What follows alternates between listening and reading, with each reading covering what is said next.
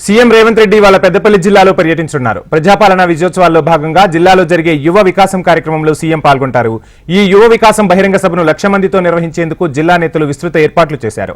ఈ సందర్భంగా సీఎం రేవంత్ రెడ్డి పలు అభివృద్ధి పనులకు శంకుస్థాపన చేసి సభా ప్రాంగణంలో ఏర్పాటు చేసిన స్టాళ్లను పరిశీలిస్తారు. అనంతరం గ్రూప్ 3 అసిస్టెంట్ సివిల్ సర్జన్ సింగరేణిలో ఉద్యోగాలు సాధించిన 9,007 మందికి నియామక పత్రాలు అందిస్తారు. ఈ నేపథ్యంలో పెద్దపల్లి పరిసర ప్రాంతాల అభివృద్ధికి సీఎం రేవంత్ రెడ్డి వరాల జల్లు కురిపించారు. సుమారు 500 కోట్ల రూపాయలతో చేపట్టనున్న వివిధ అభివృద్ధి పనులకు ఆమోదం తెలిపారు సీఎం.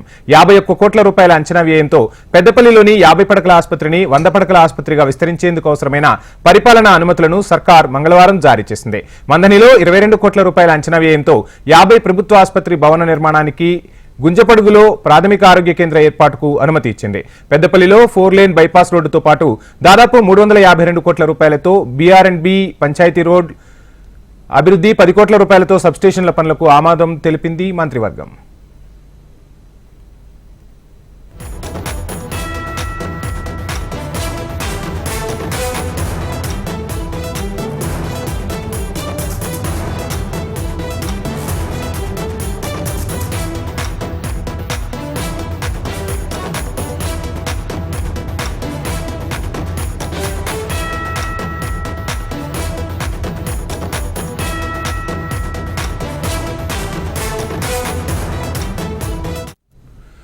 సీఎం రేవంత్ రెడ్డి వాళ్ళ పెద్దపల్లి జిల్లాలో పర్యటించనున్నారు. ప్రజాపాలన విజయోత్సవాల్లో భాగంగా జిల్లాలో సీఎం పర్యటిస్తున్నారు. సీఎం పర్యటనకు సంబంధించిన ఫుల్ డీటెయిల్స్ మా రీజనల్ కోఆర్డినేటర్ గోపాలకృష్ణ అందిస్తారు. గోపాలకృష్ణ.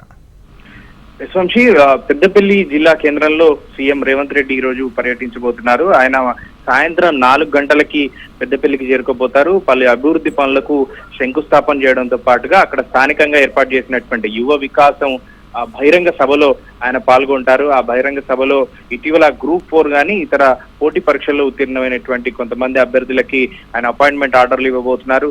దాంతో పాటుగా ఇటీవల రుణమాఫీ జరిగినటువంటి రైతులతో కూడా ఆయన మాట్లాడేటువంటి అవకాశం కనబడతా ఉంది.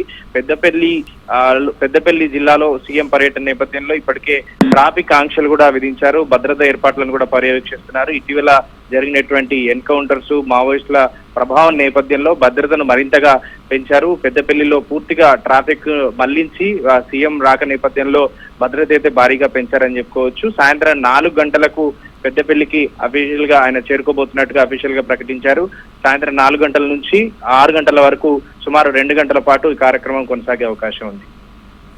గోపాలకృష్ణ, పెద్ద ఎత్తున వరాల జల్లులు కూడా కురిపిస్తూ ఉన్నారు. ఓవైపు విజయోత్సవాల పేరుతో జిల్లాల పర్యటన కూడా సీఎం చేస్తున్నారని అనుకోవచ్చా?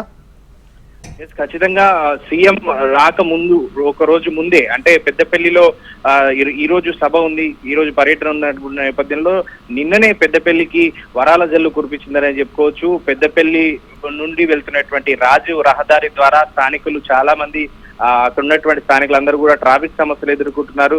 దీంతో అక్కడ బైపాస్ నిర్మాణం, రాజీవ్ రహదారిని పెద్దపల్లి పట్టణానికి వెలుపల నుంచి పంపించే విధంగా ఒక బైపాస్ నిర్మాణం చేపట్టేందుకు మంజూరు చేశారు.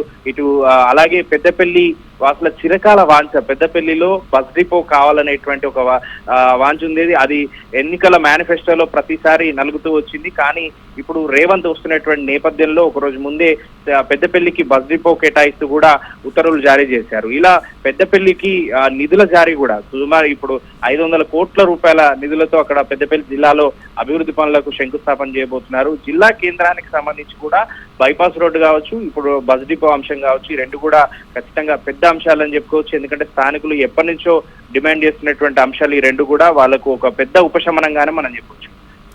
Thank you Gopalakrishna.